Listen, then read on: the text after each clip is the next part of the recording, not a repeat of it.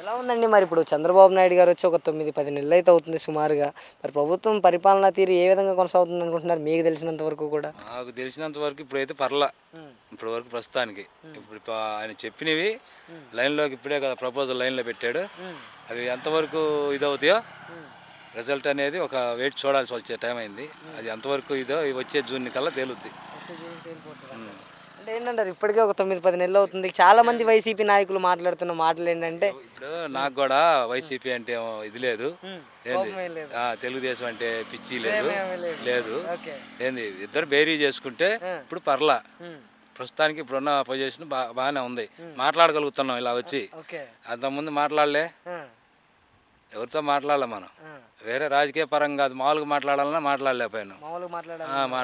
మామూలుగా కామన్గా చూస్తూ ఉండటమే తప్పితే ఏం చేయలే.